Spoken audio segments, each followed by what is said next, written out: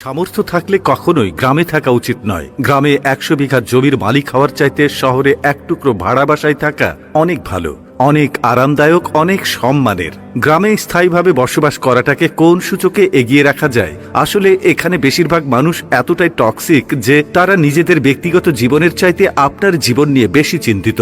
আপনার চুল বড় কেন, অনার্সে পড়া সত্ত্বেও মেয়ের বিয়ে দেয় না কেন, 25 বছর বয়সে আপনি বেকার কেন, আপনার কোনো ব্যাচমেট বা আপনার সমবয়সী কেউ যদি বিদেশে গিয়ে লাখ লাখ টাকা কামায় তাহলে আপনি এখনো পড়াশোনা করছেন কেন? এসব আজগুবি বিষয় নিয়ে তাদের অনেক টেনশন। গ্রামের সব থেকে বোকা মানুষটাও শহরের মানুষকে এক হাটে 3 বার বিক্রি করতে পারবে। সামান্য জমি জমা নিয়ে যে কূটনৈতিক খেলা চলে গ্রামের মুরব্বীদের মাথায়, তা আন্তর্জাতিক কূটনীতিকদের মাথায়ও খেলবে না। আপনি পুকুরে যত্ন সহকারে মাছ চাষ করবেন, একদিন ঘুম থেকে উঠে দেখবেন সব মাছ পড়ে ভেসে আছে। আপনি কিছু নতুন ফুল ফলের গাছ রোপণ করবেন, সকালে দেখবেন গাছের গোড়া থেকে ভেঙে রাখা হয়েছে। এমনকি আপনার বোনের কিংবা মেয়ের বিয়ে ঠিক করবেন, সহজ সরল কেউ একজন নিজে সিএনজি ভাড়া করে যে বরপক্ষের কাছে দুর্নাম করে বিয়ে ভেঙে দেবে। মাঝে মধ্যে তারা এমন কিছু বিষয় নিয়েও চিন্তিত হয় যেসব বিষয় নিয়ে আপনার ফ্যামিলি মাথায় ঘামায় না। গ্রামের টক্সিসিটির আরো একটি বিরাট পার্ট হচ্ছে ঝগড়া। আপনি এমন কোনো বাড়ি খুঁজে পাবেন না যেখানে জায়গা জমি নিয়ে বিবাদ বা বিরোধ নেই। প্রত্যক্ষ এবং পরোক্ষভাবে এই ফ্যামিলি সেই ফ্যামিলি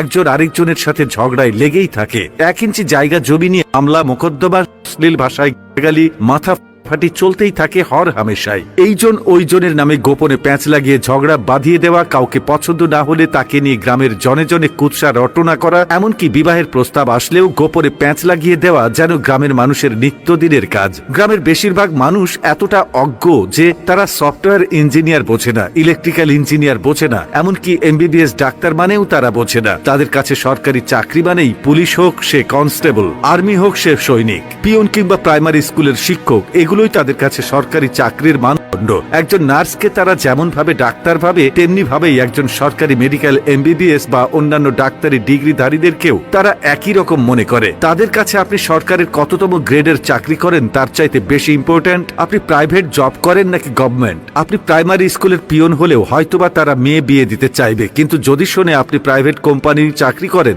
সে চাকরি যতই ভালো হোক তারা আমতা আমতা করবেই। তাদের কাছে আপনার উচ্চশিক্ষা গ্রহণের চাইতে আপনার যে বন্ধু এসএসসি পরীক্ষার পরে সৈনিক, কনস্টেবল কিংবা বিদেশের লেবারে কাজ করতে গিয়েছে তাদের দাম অনেক বেশি। আর টক্সিসিটির সবচেয়ে বিরক্তিকর আরেকটা পার্ট হচ্ছে গ্রামের চায়ের দোকানগুলো। প্রতিটি চায়ের দোকানে চায়ের কাপের চুমুকেই উঠে দিয়ে, যেখানে কার বউয়ের বাচ্চা হচ্ছে না, কার বউ কার সাথে কথা বলেছে, কার ছেলে মেয়ের বিবাহ হচ্ছে না, সেসব থেকে শুরু করে রাজনীতি, অর্থনীতি, খেলাধুলা কোনোটারই গবেষণা বাকি থাকে না। যার